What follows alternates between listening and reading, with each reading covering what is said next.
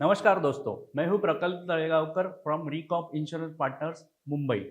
दोस्तों, जैसे कि मैं कुछ वीडियोस बना चुका हूं जिसमें मैंने मेडिक्लेम इंश्योरेंस के बारे में आपको कुछ हद तक इन्फॉर्मेशन दी है। अभी मैं आपको आज एक विषय पे कुछ इन्फॉर्मेशन देना चाहता हूं जो एक महत्वपूर्ण है और इसमें सबको ये जानकारी होना बहुत ज़रूरी है कि why claim rejections in mediclaim insurance. अभी दोस्तों, हम बहुत बार सुनते हैं या देखते हैं कि कुछ लोगों को मेडिक्लेम इंश्योरेंस में पैसा नहीं मिलता या उनका क्लेम रिजेक्ट होता है।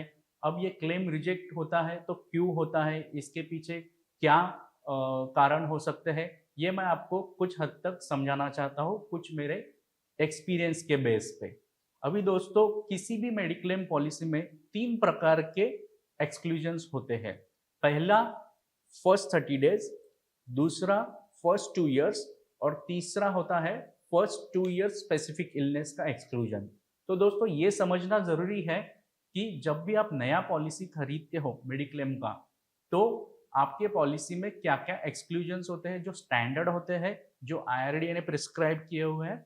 उनमें सबसे इंपॉर्टेंट होता है फर्स्ट 30 डेज। अभी फर्स्ट 30 डेज में कोई पॉलिसी नया खरीदता है और उनका कोई इलनेस के रिलेटेड या कोई डेंगू मलेरिया भी हो गया, तो फर्स्ट 30 डेज में उसका खर्चा कोई भी इंश्योरेंस कंपनी नहीं देती।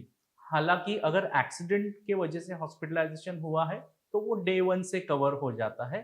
तो आपको ये बात समझना जरूरी है और इसका इंफॉर्मेशन रखना जरूरी है कि फर्स्ट 30 डेज में कोई भी इलनेस का खर्चा हॉस्पिटल का कैशलेस या रिइंबर्समेंट नहीं मिलता। सेकेंडली, जो होता है वो प्री एग्जिस्टिंग डिसीज।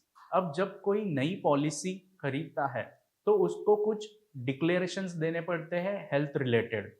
अगर किसी को डायबिटीज है या ब्लड प्रेशर है या कोलेस्ट्रॉल का प्रॉब्लम है, नी का प्रॉब्लम है, बैक का प्रॉब्लम है या ऐसी कुछ बीमारी जो पहले से चल रही है, तो उसकी इंफॉर्मेशन इंश्योरेंस कंपनी को देना बहुत ज़रूरी होता है। अगर नहीं इंफॉर्मेशन दिया तो ये नॉन डिस्क्लोजर्स में आगे जाके क्लेम रिजेक्ट हो सकता है। अभी मान लो कोई इंश्योरेंस पॉलिसी खरीदता है और उनके बीमारी के बारे में वो बताता नहीं है। अभी 1-2 साल निकल गए और आगे जाके कोई हॉस्पिटलाइजेशन होता है उस व्यक्ति का, तो आगे जाके जो हॉस्पिटल में डॉक्टर्स होते हैं वो भी केस स्टडीज लेते हैं। इन केस स्टडीज में भी वो लोग यही क्वेश्चंस पूछते हैं कि आप कोई मेडिसिन कंज्यूम करते थे, आपकी कोई सर्जरी हुई है, कभी हॉस्पिटलाइजेशन हुआ है। तो ये हिस्ट्री अगर इंश्योरेंस कंपनी को नहीं बताई और आपने हॉस्पिटल में बताई, तो वही पेपर्स जो होते हैं हॉस्पिटल्स के, वो इंश्योरेंस कंपनी के पास जाते हैं और ये ट्रैक हो जाता है कि आपने पॉलिसी लेते वक्त कुछ इंफॉर्मेशन जो है वो डिस्क्लोज नहीं की। तो उसके वजह से, जिसको प्री एग्जिस्टिंग डिसीज कहते हैं, उसके वजह से भी क्लेम रिजेक्ट हो सकता है। थर्डली, बहुत इंपॉर्टेंट होता है 2 इयर्स एक्सक्लूजन, उसको स्पेसिफिक इलनेस कहते हैं। जैसे एक लिस्ट ही होती है। So while applying for new policy, जब मेरे पास कोई कस्टमर आता है तो मैं उनको ये एक लिस्ट भी आगे ही भेज देता हूँ कि आप समझ लो कि ये पहले 2 साल में कुछ बीमारियां हैं, जैसे hernia, piles, cataract, joint replacement, ladies problem, stone removal, gall bladder. ये एक लिस्ट होता है। तो वो लिस्ट जो होता है उसमें से पहले 2 साल में कोई भी खर्चा इंश्योरेंस कंपनी नहीं देती। तो ये नेगेटिव सरप्राइजेस नहीं आने चाहिए। इसके वजह से प्रॉब्लम्स हो सकती है एजेंट्स में या इंश्योरेंस कंपनीज में या कस्टमर्स के बीच में। तो वाइल बाइंग द पॉलिसी हमें ये समझना जरूरी है कि पॉलिसीज में कवरेज क्या है, उसके साथ साथ एक्सक्लूजन्स क्या क्या होते हैं। उसके बाद दोस्तों, कुछ स्टैंडर्ड एक्सक्लूजन्स होते हैं जो हर इंश्योरेंस कंपनी अपने पॉलिसीज में लिखते हैं, जैसे कि इन्वेस्टिगेशन, इवैल्यूएशन।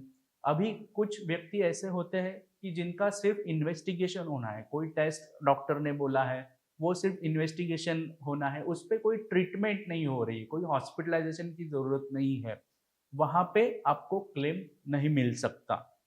वायरल फीवर की वजह से कुछ लोग एडमिट हो जाते हैं हॉस्पिटल में, ये कह के कि मेडिक्लेम पॉलिसी तो है, लेकिन कोई भी हॉस्पिटलाइजेशन जहाँ पे ज़रूरत है वो जस्टिफाई होना चाहिए, क्योंकि इंश्योरेंस कंपनी में भी डॉक्टर्स होते हैं जो ये प्रॉपर स्क्रूटिनी करते हैं। तो जहाँ जहाँ पे मेडिकली नेसेसरी है, जहाँ पे हॉस्पिटलाइजेशन जरूरी है, वो डेफिनेटली कवर होता है।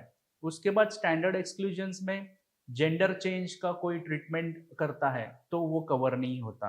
कोई भी अपने सेल्फ कंफर्ट के लिए कोई ट्रीटमेंट लेता है तो वो कवर नहीं होता। कॉस्मेटिक सर्जरी कर ली किसी ने तो वो कवर नहीं होगा। हालांकि प्लास्टिक सर्जरी जो होती है कभी कभी एक्सीडेंट की वजह से या जहाँ पे ज़रूरत है मेडिकली कि यहाँ पे कुछ सर्जरी प्लास्टिक सर्जरी करना ज़रूरी है तो वहाँ पे वो कवरेज मिलेगा। लेकिन अपनी चाहत के लिए या अपने कंफर्ट के लिए कोई ट्रीटमेंट लेता है तो वो कवर नहीं होगा। हजार्डस स्पोर्ट्स, कोई हजार्डस एक्टिविटी में इन्वॉल्व है या हजार्डस एक्टिविटी की वजह से हॉस्पिटलाइज हो गया तो ऐसे क्लेम भी जनरली इंश्योरेंस कंपनी ऑनर नहीं करती। उसके बाद breach of law, breach of law मतलब कुछ इलीगल एक्टिविटीज की वजह से कोई हॉस्पिटलाइज होता है, अगर ड्रग्स कंज्यूम किया है, अल्कोहल कंज्यूम किया है और ड्राइविंग करते वक्त एक्सीडेंट हो गया तो वो एक इलीगल एक्टिविटी होता है और उसके वजह से हॉस्पिटलाइजेशन हो गया तो वो कोई भी इंश्योरेंस कंपनी कवर नहीं करेगी।